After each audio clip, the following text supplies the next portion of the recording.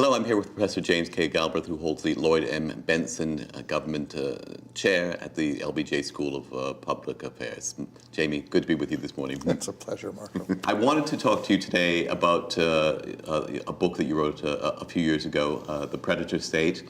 When you wrote it, I jokingly said to you, you've raised the elephant in the room, which post-Keynesians in particular don't like to talk about, which is we talk about the importance of having government having an important role in mobilizing resources for broader public purpose.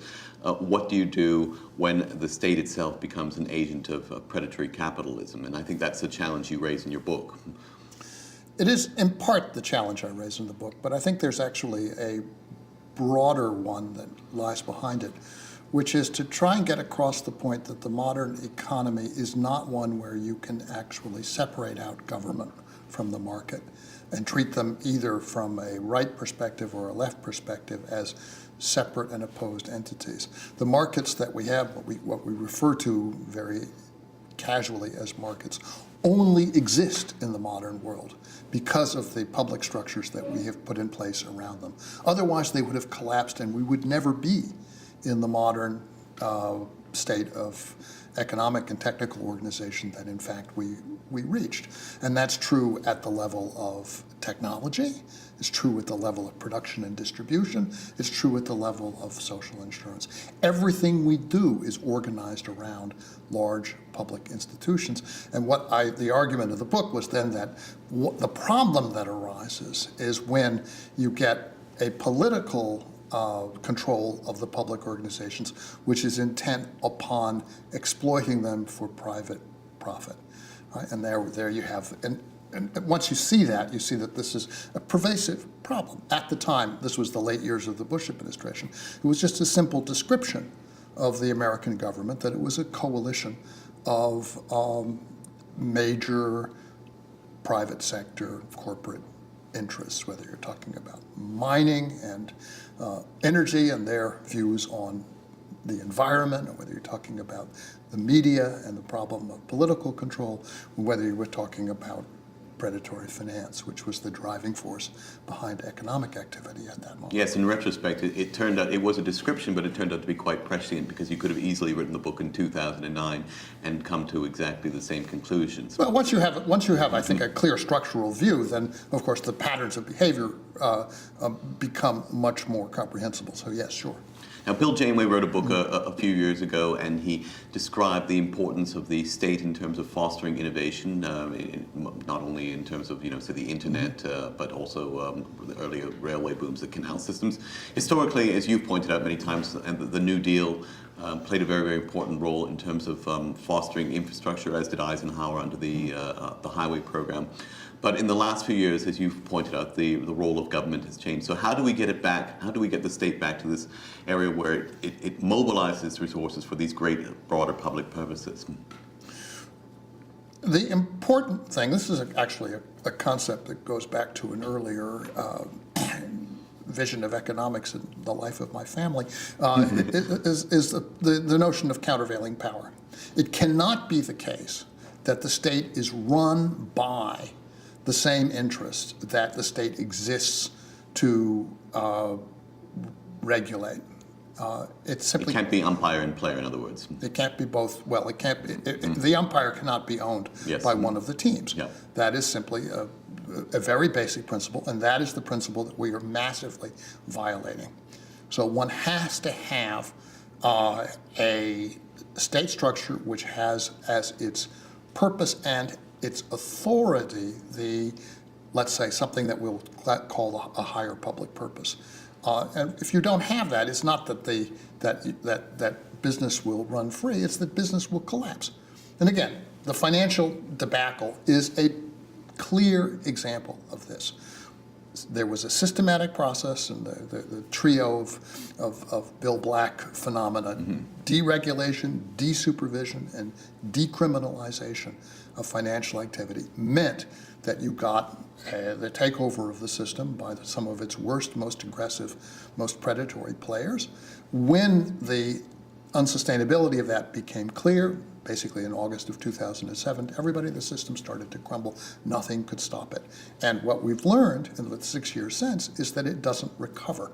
And you have a major impairment of core institutions. You have to restructure them in a very serious way and reestablish norms of behavior. If you haven't done either of those things, and we clearly haven't, then you can't expect those institutions to go back and function as they did 30 or 40 years ago. It's not going to happen. And what's the first step? Well, I guess the first step would be obviously reestablishing the rule of law. I think what we have done is rewritten the rules, and that was what Dodd-Frank did to a certain degree, but in a very symbolic way. So no, actually, I don't think that restating the principles of law is the key thing. Enforcing actual laws would be a very useful first step. But beyond that, you have institutions which have grown to a scale where it's vastly excessive in relation to what they actually do in the economy. They are a deadweight charge on every other form of business activity. So it's basically redistribution within the business sector from businesses that might actually employ people, provide jobs, provide useful services, to institutions that were only really function as intermediaries and as clients for the extremely wealthy. And they should have been restructured, downsized, broken up, reassigned new missions, replaced with parallel institutions that can perform functions that they're not willing to do. An entire restructuring of this sector is, I think, the step that's required. There's precedent for it. This is what happened in the post-war period in Europe, in Japan, and laid the basis for the 30 glorious years and so forth. Although the worry, of course, is that one hopes that you don't need an event the magnitude of either the Great Depression or another war to ensure that sort of restructuring takes place. Well, except for the fact that we have the institutions that were created in the New Deal and reinforced in the Great Society.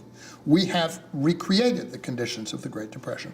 Now, those institutions, Roosevelt and Johnson in the United States and the post-war Reconstruction in Europe and Japan, have protected us from the kind of calamity human calamities of the early 1930s in most places. Not everywhere, even in Europe. You can see the human calamity in Greece. It's there in front of your eyes if you go. So we are in the same conditions with respect to the private economy that I think characterize the 1930s. We just don't feel the social and human consequences, especially in the United States, nearly so acutely. And why not?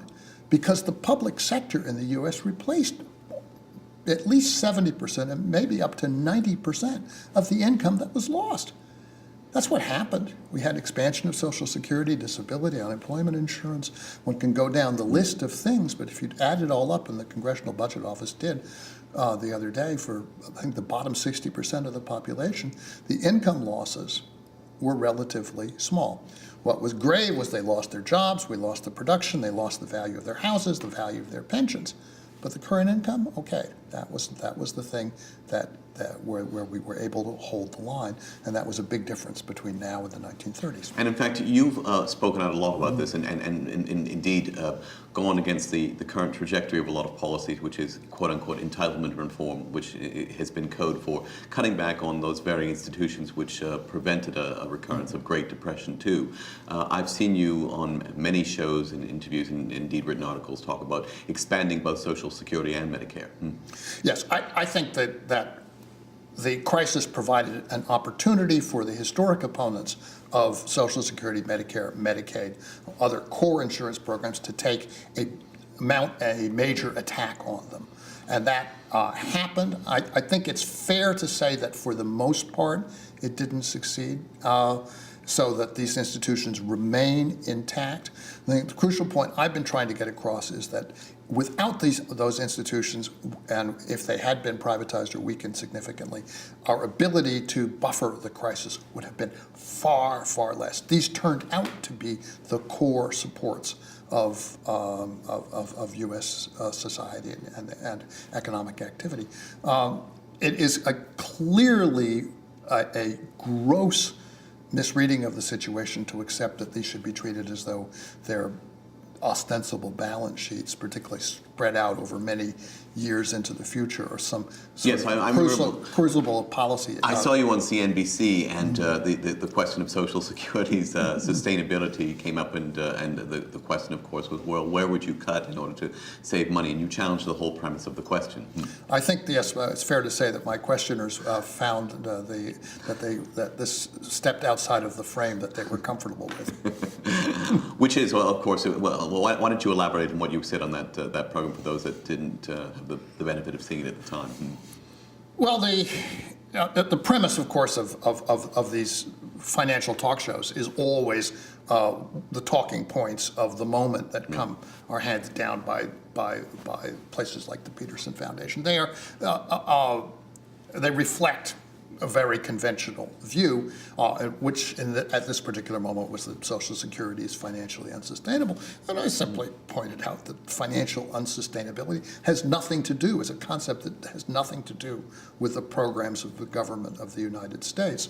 And that what we should look at is the fact that Social Security provided a buffer and a stabilizing mechanism for the entire American population. And that, from that point of view, a movement to make it more adequate, particularly in places where at the moment it's not, would be the movement in the right direction. And of course, this baffled them completely. But these are people who to be charitable in their life experiences, have, so far as one can tell, absolutely no contact with the, let's say, 60% of the elderly population of the United States for whom Social Security is the sole source, a major source of their income. So they don't really know much about what life is like in the country at large. And at the same time, taking it from Social Security to Medicare, you have been amongst those who have advocated not only increasing the benefits, but expanding Medicare, bringing it down to, say, people, make its eligibility to people at age 55. That was an argument I made that should be done as an emergency measure, should have been done as an emergency measure in the immediate aftermath of the crisis. I think that particular policy idea has been superseded by the Affordable Care Act. And one of the things that actually I'm very pleased to see as a consequence, possibly of the ACA, is that it does make it easier for people who are older and who are hanging on to their jobs only for medical insurance to leave the labor force, which is something that the idea of bringing Medicare down to 55 would have also accomplished. So if one has a situation where it turns out, and I think part of the reason the ACA has encountered such savage resistance is that medical insurance has been a major hold that employers have over their workers. Incomes are easily replaced. Health insurance, particularly if you have a previous condition, and who at the age of 55 or above doesn't have something, or at least worry that they might have something, then you are pretty well tied to that job, and you have to put up with a great deal more than otherwise. And so if you can get insurance on the exchange and you have some financial reserves, you are a freer person as a result of the Affordable Care Act. And that's a great benefit to the working population, and you can understand why some of the employer population isn't happy about it. In fact, one of the arguments that struck me the most in the predator state was when you went on to the issue of health insurance, and you talked about how much more efficient Medicare was than any private health insurance program. Well, Medicare provides a universal health insurance for the population 65 and over who are otherwise very substantially uninsurable. Private insurance never reached that population, and essentially never could, because as a elementary biological fact, we don't live forever. So the existence of Medicare made it possible for private medical insurance to be economically viable for the younger population. Why? Because you're not betting on whether or not person X is going to get sick. That's not really the insurable proposition. Everybody gets sick. The insurable proposition is, will person X get sick before they reach the magic age when the insurance company no longer has to pay out? At 65, it becomes the government's problem, and that's insurable. Right? That's a bet that makes private health insurance economically feasible proposition. So the whole structure, it's a very nice example, by the way, of how a public institution makes it possible for private institutions to grow that would otherwise not have existed. The last question I'd like to ask you about relates to an article you wrote about a year ago in regards to increasing the minimum wage, well beyond what is being advocated now. Would you like to elaborate on that a little bit? Sure. I have been, for a long time, an advocate of raising the minimum wage at the federal level to $12. I think that would give a raise to approximately just a little under 30% of the existing American workforce, and a substantial raise to people at the bottom. It would be a very significant transfer of income from profits to wages and from toward the lower end of the wage spectrum. It would help. It would set standards for businesses in that area, in that part of the labor force, which they're presently not required to meet, and the whole effect would be a very favorable restructuring of economic activity. Customers at the low end would have more money. Businesses that can afford to pay the minimum would see more business, and others would have to adjust. So that's, I think, it's a proposition which is not only very popular as a political matter, it's also a very significant structural reform. And we have seen tests of this, for example, in the United Kingdom, which introduced a minimum wage in 1999 and has been raising it. We have, I think, a fairly good test of all of the scare stories that economists have been throwing at the minimum wage for many decades. And that will actually increase unemployment. The ABRA will rise and Cadabra will come down. The fact is, so far as I can tell, it has become practically non-controversial in the UK, so that even the Tory party, even the Conservatives, have basically said, well, gee, we tried this and it seems to work and we are in favor of it. It is, in addition, from the standpoint of the political climate in the US, a very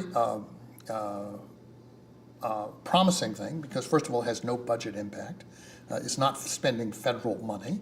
And in fact, it would increase Social Security payroll tax revenues. So if you're concerned about the budget deficit, you should be in for it.